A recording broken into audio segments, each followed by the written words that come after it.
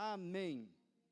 Amado, à medida que orávamos, o Senhor nos deu esse tema, promovendo transformações, e a palavra promover significa proporcionar, propiciar, possibilitar, providenciar, viabilizar, favorecer, oportunizar, permitir, fomentar, suscitar, desenvolver, oferecer, alavancar, incrementar, prosperar, amparar, ajudar, articular e combinar também. Esse é o verbo que a gente tem para esse lugar. Quando olhamos para esse lugar, isso ficou muito nítido no mês de janeiro. O Senhor quer fazer desse lugar um ambiente de transformação. Primeiro, por causa da presença dEle no nosso meio. Se tem algo que nós queremos nesse lugar, é a presença do Deus, a presença do Espírito Santo, Ele no meio de nós, através de nós, se movendo no meio de nós, enquanto povo de Deus. É um ambiente. Quando nós olhamos, nós temos a tendência de olhar um endereço, um CNPJ, uma estrutura. Não é disso que nós estamos falando. Nós estamos falando de um ambiente. Todos nós estamos sendo movidos nesse tempo como discípulos de Jesus. Você que faz parte dessa comunidade, a nos movermos, a nos mobilizarmos, a nos unirmos, a fazer desse lugar um ambiente transformador. De que maneira? Através dos nossos encontros comunitários, nossas celebrações, colocando isso como uma primícia de estar com os nossos irmãos. A gente não vem para esse lugar apenas para ser abençoado, mas eu decido deliberadamente estar aqui para abençoar os meus irmãos, por aquilo que eu carrego de dom, de dádiva, da parte de Deus. Isso nós estamos falando das celebrações, oportunizando esses encontros, focados em temas, nos pequenos grupos. Isso é ser comunidade, isso é ser igreja. Nós também queremos promover juntos, é uma tarefa nossa, um ambiente da missão. Eu gosto da terminologia do missional, comunidades missionais, onde nós investimos em missões transculturais, e nós estamos muito envolvidos com isso, mas também estamos aqui para que cada um de nós entenda que somos missionários, no contexto onde o Senhor nos colocou. A missão não é geografia, a missão é consciência. Estamos em missão, na área do direito, na área da esfera pública, na área como empreendedor, como educador, na área da saúde, enfim, estamos em missão. Eu estava vendo um testemunho essa semana da família Bravanel, Silvio Santos, a família deles. Eu fui muito impactado, eu e a Marta, compartilhei com a Marta, como essa família chegou ao Senhor, através de um servo, um mordomo da casa, seu José. Aquele homem estava em missão, tocou uma família, e essa família está servindo ao Senhor. É isso, estamos em missão. Através das nossas ações humanitárias, projetos sociais, o instituto que estamos aí, você está se inteirando um pouquinho mais. Queria deixar um verso antes de entrar na temática dessa manhã. Aqui tem ali uma estufa, você vai entender, a gente vai ter um tempo onde a gente vai trabalhar a identidade da comunidade. É uma estufa, um ambiente de crescimento, um ambiente de cuidado, onde o Pai está nos chamando a viver a paternidade, o relacionamento com Ele, mas também é vida na vida, relacionamentos uns com os outros, relacionamentos horizontais. Nós entendemos que eventos, entretenimento, e corremos o risco como comunidade, promover isso, não transforma, mantém o pessoal ocupado, intertido. Nossa missão é transformar vidas, fazer discípulos de Jesus, e essa missão é nossa, é de todos nós. Paulo, escrevendo à igreja em Roma, ele vai dizer: não se ajustem demais à sua cultura, ao ponto de não poderem pensar mais. Em vez disso, concentre a atenção em Deus. Falávamos isso na quinta-feira. Vamos concentrar a nossa atenção em Deus. E vocês serão mudados de dentro para fora. A transformação é isso, é mudança de dentro para fora, é uma mudança de metanoia, de maneira de pensar. Vocês serão mudados. Paulo dizendo para a comunidade em Roma. E ele vai dizer: descubram o que Ele quer de vocês. Ele está dizendo para nós essa manhã: Aquiles, descubram o que eu quero de você. Marlene, descubra o que eu quero de você. Daiane, Sofia, o Senhor está dizendo, descubra o que eu quero de você. Louri, e depois Ele vai dizer, descubra, mas trate de atendê-lo. Descubra e trate de atendê-lo. Romanos 12, 2. Pessoas transformadas transformam outras pessoas. Pessoas transformadas transformam outras pessoas. A presença de Deus transforma. Você tem que ter um encontro com o autor. Isso aqui fala de Deus, isso aqui é como Ele se comunica com a gente. Ontem eu estava caminhando, eu conheço gente que fica aí o dia todo na internet, vendo pregador, fazendo isso, vendo aquilo, podcast, mas o que vem de revelação para ti no teu momento a sós com Ele? Tem muita gente vivendo de palavras terceirizadas. Não estou dizendo que você não deva ouvir e ver, toma cuidado inclusive, mas o que nasce do teu encontro com Ele? Palavra revelada. Eu sou. Toda essa palavra foi inspirada por Deus. Como mencionei, transformações acontecem não através de eventos, entretenimentos, mas através de relacionamentos vertical com Deus. E também relacionamentos horizontais. Gente, vida na vida. Também acontece transformações, se conhecendo. Autoconhecimento, aqui eu não estou falando de autoajuda, eu estou falando de ajuda do alto. Se conhecendo quem você é em Deus. Acontece através de discipulado, mentoria espiritual, com guias espirituais que nos ajudam a ouvir a voz de Deus. E também acontece inseridos no corpo de Cristo. Numa comunidade espiritual. Nossa pergunta dessa manhã, nosso tema, por favor, Giovana, Thaís, nós queremos fazer uma provocação com graça de Deus. Quem sou eu? Quem sou eu? Identidade de filhos. Essa é a nossa provocação como start para o mês de fevereiro. Você vai ouvir muito sobre isso. Está lá o Espírito Santo, foi a Giovana que idealizou essa arte para nós, é o nosso tema. E a minha provocação nessa manhã é quem a gente é. Quem é você? Romanos 8, o apóstolo Paulo vai dizer no versículo 19 e 23, Romanos 8, versículo 19 a 23, ele vai dizer, o apóstolo Paulo, a natureza criada aguarda com grande expectativa que os filhos de Deus sejam revelados. Nessa manhã, o meu papel aqui como um irmão de vocês, um facilitador, é resgatar. A gente é filho de Deus, a gente é filho do Abba. Você sabe que até Jesus, ninguém ousava chamar Deus de Pai. Jesus nos ensina uma oração, Ele diz, vocês orarão Pai, Abba. É uma nova perspectiva, é uma nova realidade de filho.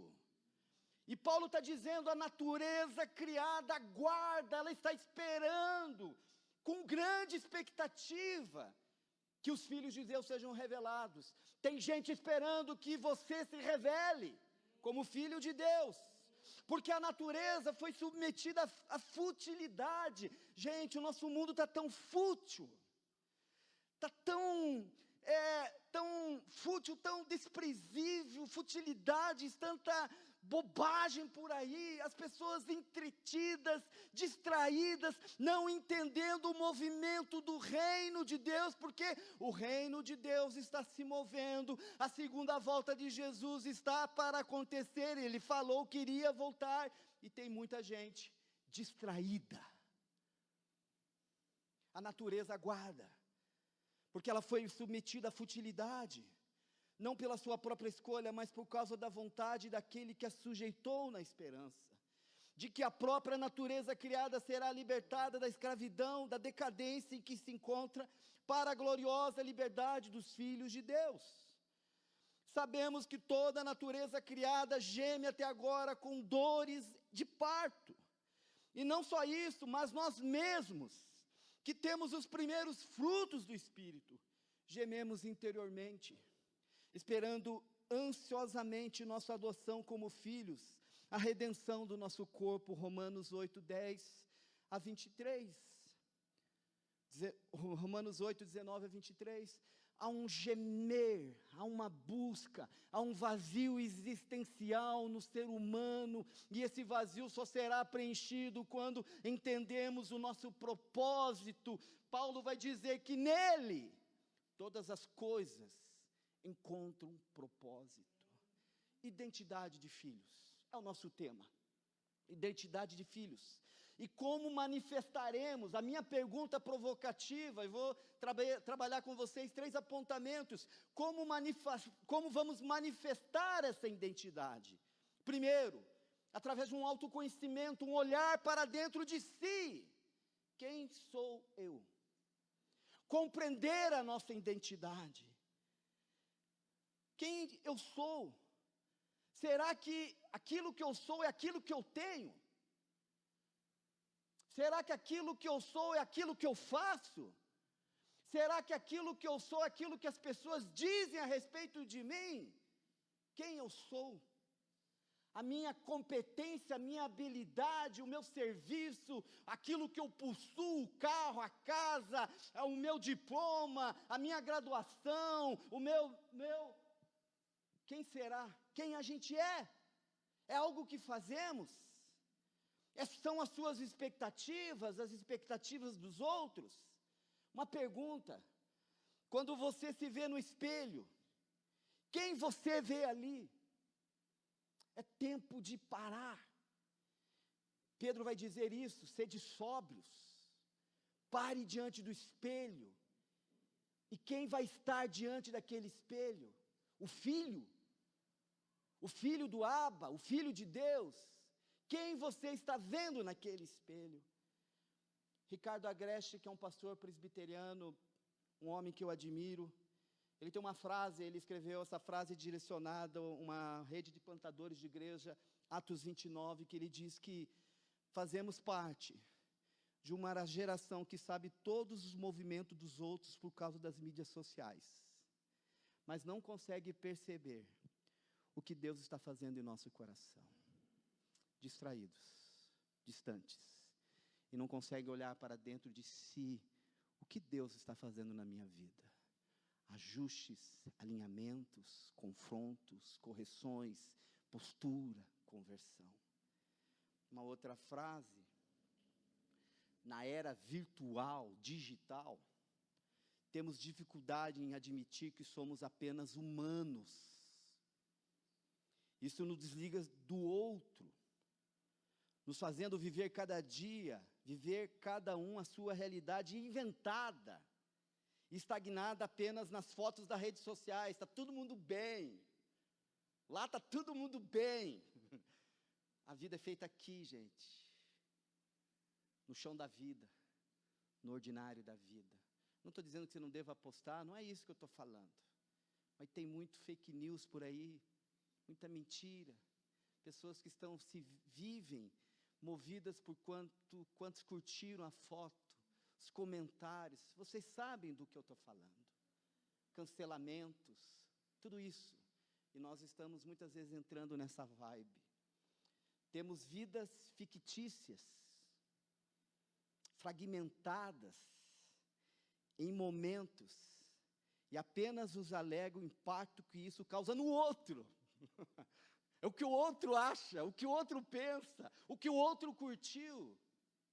Um clique, uma curtida. Estou fazendo um convite para nós. Vamos olhar para dentro de nós. Pessoas que criam personas, perfis falsos. Ixi, está cheio. Essa semana eu estava aconselhando um casal de pastores, onde o filho criou um perfil falso na internet, se relacionando com outras pessoas. Você sabe do que eu estou falando. O tempo da harmonização facial, não estou dizendo que você não deva fazer, não é nada disso. Eu, se pudesse, ia fazer aqui, né, os pés de galinha que chegaram, mas identidade, quem a gente é. desempenho, aquilo que eu entrego, o carro que eu tenho, o meu calçado, a minha calça, o meu relógio, o meu óculos. Isso não é a nossa identidade. Há um vazio existencial, uma fome por um propósito. Identidade de filhos. Primeiro, autoconhecimento. Queria ir com você para uma história que você conhece, Êxodo capítulo 2. Êxodo capítulo 2. O Júlio sabe do que eu estou falando, né, Júlio?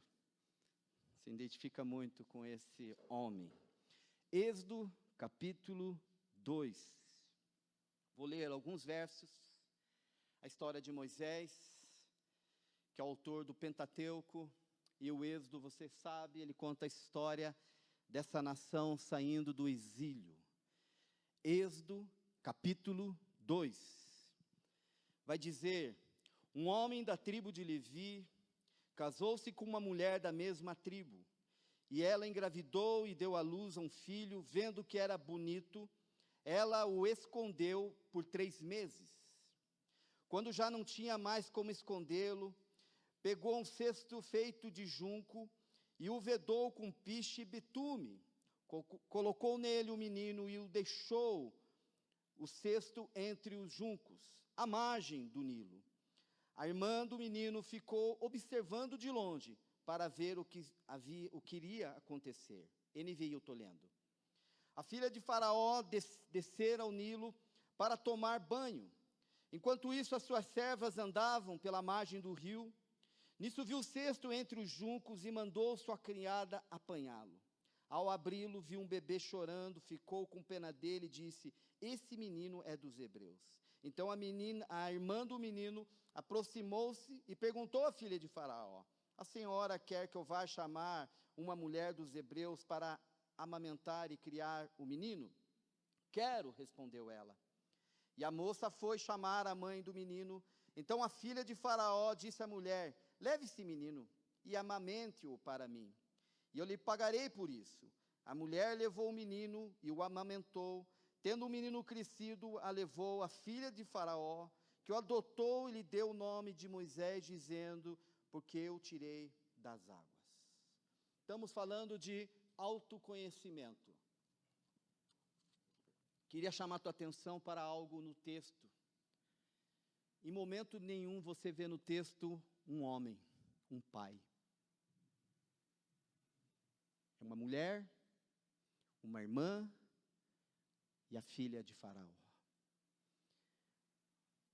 Esse ambiente, de alguma maneira, contribuiu para tudo aquilo que a gente vai ver na narrativa do texto em Êxodo 1, Êxodo capítulo 2. Um homem que foi levado para dentro do palácio. A gente conversava sobre isso no ambiente pastoral esses dias, eu, Davi, a Mira, a gente estava conversando sobre isso. E de repente, ele estava perdido dentro do palácio. Um homem de 40 anos, depois mais 40 anos em Midian, um homem com 80 anos, que com 80 anos não tinha encontrado o seu propósito, não tinha encontrado a sua verdadeira identidade, de quem ele era, porquê o do seu nome, a sua história. E ele é levado para a corte do Egito.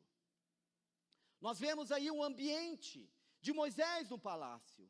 E a minha contribuição dentro disso há uma ausência de paternidade. Ele era só filho de mulher, da mãe do filho da irmã e da filha de Faraó. Não tinha referência de pai, só de mãe. Então ele tinha muita noção de desempenho, de expertise. Ele cresceu toda aquela dinâmica do Egito, do império, da diplomacia, do conhecimento, da astronomia, de tudo aquilo que os egípcios tinham como expertise. Mas ele não tinha um pai, ele não sabia quem ele era. E pais, você já ouviu falar sobre isso, pais dão raízes, pais dão fundamentos, valores, pais dão um propósito, pais falam de destino e propósito, bem como pais também dão asas, raízes e asas. emancipam. Esse homem precisava ser emancipado. Esse homem precisava ser lançado para a sua verdadeira identidade. Porém, isso não estava dentro do palácio. O nome Moisés significa tirar para fora. Moisés não é apenas quem ele é, mas o que ele é. Seu nome é a sua missão, tirar para fora. Tirar para fora o verdadeiro Moisés, quem ele é. Tirar para fora do Egito, ir em direção do desígnio de Deus para a sua vida. Eu vou fazer uma citação, você não precisa abrir. Atos capítulo 7, Estevão, aquele mártir que foi morto, onde Saulo presenciou. Estevão está fazendo um discurso, Atos 7, 20 a 23. Um homem, e lá ele vai falar que ele era um homem de alta qualificação da corte, do poder, tinha respeito por parte dos egípcios, ele tinha acesso aos fabulosos tesouros do Egito. Moisés nasceu de uma sentença de morte, porque todos os meninos eram mortos, tinham que ser escondidos. Foi diplomata no Egito, instruído na arte de guerra, falava com certeza além do idioma egípcio, hebreu e tantos outros idiomas, mas aquela não era a sua identidade. Ele era Moisés, tirar para fora. Avançando um pouco mais, versículo 11. Tem uma crise acontecendo dentro dele. Certo dia, versículo 11 do capítulo 2. Certo dia, sendo Moisés já adulto, foi ao lugar onde estavam seus irmãos hebreus, e descobriu como era pesado o trabalho que realizavam. Viu também um egípcio espancar um dos hebreus. Correu ao olhar por todos os lados, e não vendo ninguém, matou o egípcio e o escondeu na areia. No dia seguinte saiu e viu 2 hebreus brigando. Então perguntou ao agressor: por que vocês estão espancando o seu companheiro? O homem respondeu: quem o nomeou líder e juiz sobre nós? Quer matar-me como matou o egípcio? Moisés teve medo e pensou: com certeza tudo já foi descoberto. Quando o faraó soube disso, procurou matar Moisés, mas esse fugiu e foi morar na terra de Midian. Então nós temos 40 anos no palácio, 40 anos em Midian. Pensando aqui nesse versículo 11 a 15, fala de Moisés tropeçando. Ele queria mudar a sua vida radicalmente. Ele pensou que tinha chegado o momento de ele assumir a sua identidade, de tirar para fora. E a gente vai ver nas entrelinhas do texto, que de repente do palácio ele vai para o deserto. Da abundância ele vai para a escassez, do extraordinário ele vai para o ordinário.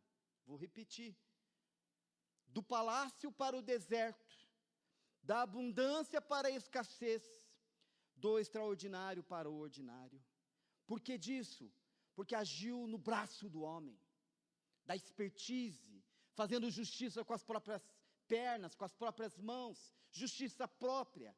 Consequentemente, foi rejeitado pelo seu próprio povo. O egípcio morto é a besteira resultante de tentar realizar a obra na força do ego, fuga. Pensando em nós, quanto de nós estamos fugindo? Fugindo de quem a gente é, fugindo daquela inquietação, daquela crise interior. É isso que esse homem está vivenciando. Também no versículo 24 e 25, uma palavra de alento para nós. Versículo 24, do capítulo 2. Vai dizer o texto: ouviu Deus o lamento deles, e lembrou da aliança que fizera com Abraão, Isaque e Jacó. Deus olhou para os israelitas e viu uma situação deles. Vou ler novamente. Ouviu Deus o lamento deles, e lembrou-se da aliança que fizera com Abraão, Isaque e Jacó. Deus olhou para os israelitas e viu a situação deles. Enquanto orava, pensava sobre isso, nessa manhã o Senhor está dizendo para nós: uma palavra para nós, porque nós somos aliançados com Deus, amém? Você é aliançado com Deus? Você que está em casa, que está nos assistindo, você tem uma aliança com Deus? E se você tem uma aliança com Deus, Ele vê e Ele ouve. O texto vai dizer que Deus ouviu, Deus olhou e Deus lembrou da aliança que Ele tinha com esse povo. Nessa manhã, em nome de Jesus, no Espírito, eu declaro sobre a minha vida, sobre as nossas vidas, Deus está vendo e Deus está ouvindo. O Deus que vê. Versículo 15, do capítulo 2 ainda, queria chamar a tua atenção para algo que está nas entrelinhas. Versículo 15, 16, vai dizer: quando o faraó soube disso, procurou matar Moisés, mas esse fugiu e foi morar na terra de Midian. Ali se assentou-se à beira de um poço. Nas entrelinhas, isso fala que ele se deteve, sem expectativa, era um homem sem rumo, era um homem sem propósito, era um homem que estava ali, deixa acontecer naturalmente, deixa a vida me levar, vou empurrar com a barriga. Amados, o Senhor não quer que a gente empurre a nossa vida com a barriga, o Senhor quer que nós nos alinhemos com Ele, e que entendamos a nossa identidade de filhos. Ele está indo sem expectativa, e o sentar-se junto ao poço, está falando de alguém que está desolado, cansado, desolado. Talvez seja a sua condição nessa manhã, mas a história não termina aqui, a história continua. Nessa manhã o Senhor está dizendo para ti: meu filho, minha filha, a minha história contigo não terminou, tem um segundo tempo, tem um outro momento. Avançando um pouquinho mais, primeiro eu falei sobre a questão do autoconhecimento. O segundo apontamento, nós precisamos de uma revelação transformadora, porque ao ir para o deserto, ele acabou ficando 40 anos servindo o seu sogro Jetro. Mas tem um dia que ele está no ordinário da vida, e Deus vem ao encontro dele e se revela para ele. Vamos comigo ali, capítulo 3, versículo 1. Moisés pastoreava o rebanho do seu sogro Jetro, que era sacerdote de Midian. Um dia qualquer, como era o seu hábito, o seu costume, um dia, levou o rebanho para o outro lado do deserto, e chegou a Horebe, o monte de Deus. Ali o anjo do Senhor lhe apareceu numa chama de fogo, que saía do meio de uma sarça de fogo, Moisés viu que, embora a sarça estivesse em chamas, não era consumida pelo fogo. Que impressionante, pensou, porque a sarça não se queima? Vou ver isso de perto, né, Júlio? O Senhor viu que ele se aproximava para observar. Então, no meio da sarça, Deus o chamou: Moisés, Moisés. Eis-me aqui, respondeu ele. Então disse Deus: não se aproxime, tire as sandálias dos pés, pois o lugar em que você está é terra santa. Disse ainda: eu sou o Deus do seu pai, o Deus de Abraão, o Deus de Isaque, o Deus de Jacó. Então Moisés cobriu o rosto, pois teve medo de olhar para Deus. Disse o Senhor: de fato tenho visto a opressão sobre o meu povo no Egito, tenho escutado o seu clamor. Vou avançar um pouquinho, versículo 10. Vá, pois agora, eu o envio a Faraó, para tirar do Egito o meu povo, os israelitas. Moisés, porém, respondeu a Deus: quem sou eu para apresentar-me ao Faraó e tirar os israelitas do Egito? Deus afirmou: eu estarei com você. Essa é a prova de que sou eu quem o envia. Quando você tirar o povo do Egito, vocês prestarão culto a Deus nesse monte. Revelação transformadora.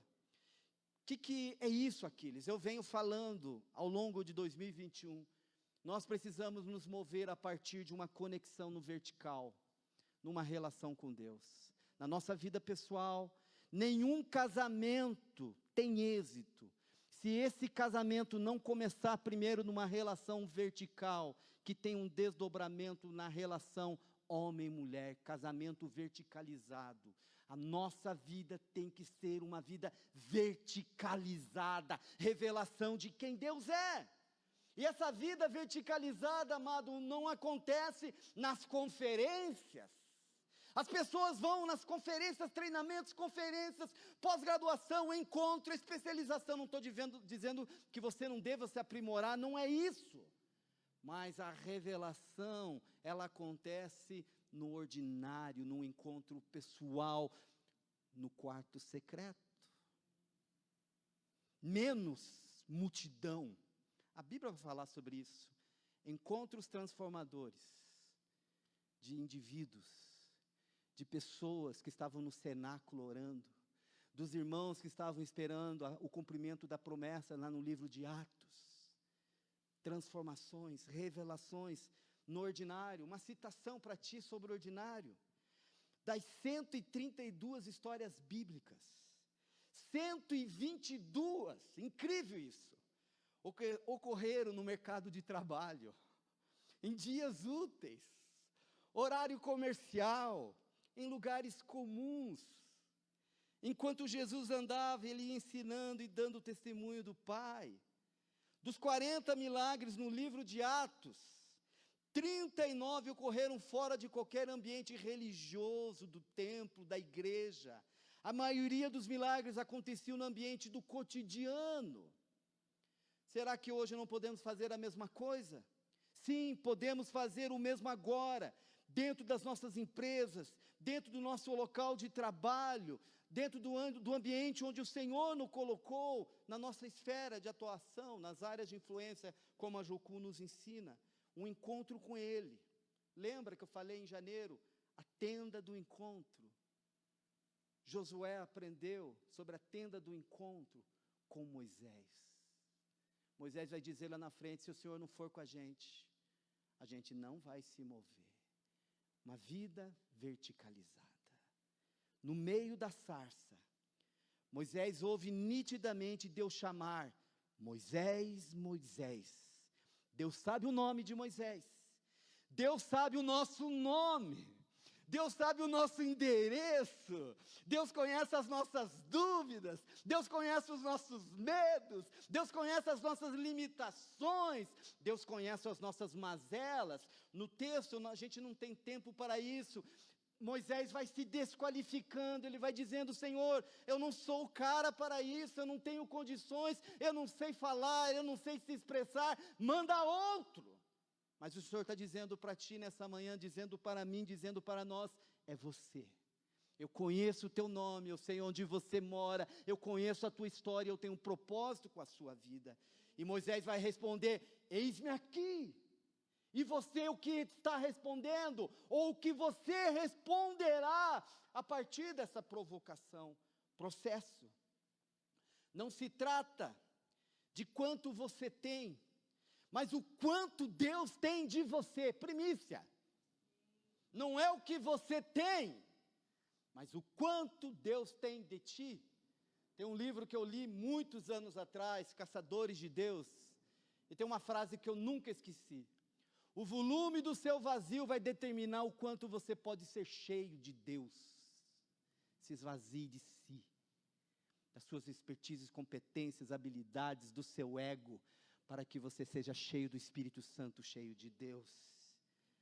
40 anos como pastor, em Midian, banido, anonimato, longe do palácio, longe da plataforma, longe do glamour, longe dos banquetes, longe do acesso às pessoas importantes, mas lá no anonimato, Deus marcou o encontro com Moisés, e é no anonimato que o Senhor nos vê, que o Senhor nos conhece, que o Senhor nos chama. Ou você, amado, guarda isso, anda no ciclo de Deus, e nas estações de Deus para a sua vida, ou você anda em círculo. Rema. Ou você anda no ciclo de Deus, nas estações de Deus para a sua vida, Kairós, ou você vai andar em círculo. Isso aconteceu com a nação no deserto. A escolha está com a gente. Revelação gera identidade. Revelação gera identidade. O encontro com a sarça, com eu sou, gerou uma identidade. Na verdade, ativou a identidade do nome de Moisés, tirar para fora. E a identidade gera autoridade. Guarda isso também. Revelação gera identidade. O que o Senhor diz a meu respeito? Encontro transformador. Amado, lamentavelmente, o povo de Deus está analfabeto da palavra de Deus. Quinta que eu fiz uma provocação. Quem já leu o livro de Ageu? 2 capítulos. Livro de Amós, Oséias. Palavra. O homem viverá de toda a palavra que sai da boca de Deus. Cuidado com a tua vida. Cuidado com as suas escolhas. Cuidado com tanta gente falando, tanta confusão. Os especialistas são tudo confuso. Mas nós precisamos ir ao conselho do Senhor. Salmo. Voltar os salmos. Pais, essa casa é uma casa paterna. Pais são transmissores de bênçãos. Uma relação de paternidade. A gente é família. A gente é irmão. E nós queremos que esse ambiente transmita bênçãos. Que você seja transformado. E essa semana, legado não é o que você deixa para as pessoas. Isso é herança. Legado não é o que você deixa para as pessoas. Legado é o que você deixa nas pessoas. Quando você sai do ambiente, o que você deixou. Ou, ainda bem que foi embora. Legado é o que você deixa para as pessoas. O que você deixa nas pessoas. Eu estou fazendo uma citação, estou caminhando para o nosso encerramento. Só quem sabe quem é, sabe o que tem e o que pode fazer. Identidade. Jesus. Só quem sabe quem é, identidade. Sabe o que tem e o que pode fazer. Espírito Santo descendo sobre Jesus, você é meu filho amado. Lucas capítulo 3, ele entra na sinagoga, hoje se cumpriu essa palavra. Ele tem uma pauta de missão, 3 anos. Ele é conduzido pelo Espírito Santo, é testado na sua identidade. Satanás pergunta se és, colocando em xeque, colocando à prova. Isso faz parte da nossa vida. Por isso, quem sabe quem é, o que tem e o que pode fazer, tem autoridade, tem legitimidade. Quando Jesus diz, toda autoridade me foi dada, toda autoridade nos céus como Deus, e toda autoridade na terra como homem. E Ele nos deu essa autoridade. E por último, estamos falando de manifestando a nossa identidade. Falei primeiramente sobre a nossa autoconhecimento, uma conexão para dentro. Eu te convido a se conectar para dentro de ti e fazer uma avaliação de como você está. O segundo, uma revelação transformadora, que é uma conexão vertical com Deus. E o terceiro, nós precisamos de companheiros de jornada. Eu amo isso aqui. Companheiros de jornada. O texto de Êxodo, capítulo 4, eu não vou ler, você fica como lição para a semana. Êxodo 2, Êxodo 3 e Êxodo 4. Mas Moisés está se desqualificando. Moisés está querendo sair da missão. Ele diz, Senhor, eu não sei falar. Um dos meus mentores fala que ele ficou 40 anos só conversando com boi, com vaca e cabrito. Ele perdeu a capacidade de se comunicar. E ele diz: Senhor, eu não sei falar, eu sou pesado de lábios, manda outro, escala outro. E o Senhor preparou um homem para andar ao lado de Moisés, Arão. O chamado de Deus, isso está ali, gente, Êxodo 4, capítulo 4, versículo 14 a 17, 27 e 28. Companheiros de jornada, vida na vida, uma vida pé no chão, uma vida que é vivida mais humanizada. A Marta está fazendo uma pós-graduação na área de aconselhamento cristão, e a temática do mês passado foi sobre essa imago Dei, essa vida humanizada. É aqui que as coisas acontecem. A gente vem para esse ambiente da presença de Deus, a gente se encoraja, a gente é abençoado, a gente abençoa, mas a nossa missão é ali fora, sendo sal. Brilha a vossa luz diante dos homens, para que vendo a sua luz, glorifiquem a Deus. Mas nós precisamos de outros. Eu tenho amigos que andam comigo. Amigos, casais amigos, 32 anos de casados. Nós temos casais de amigos, que nos ajudam, que oram, que intercedem, que estão conosco na missão, no chamado, na vocação. Amigos, quem são os seus? Vida na vida, pé no chão. Gente, menos virtual, mais real. Parece que é uma contracultura, mas a vida é feita aqui, no real. Vida na vida. O chamado de Deus é individual, sim, mas precisa ser executado em parceria.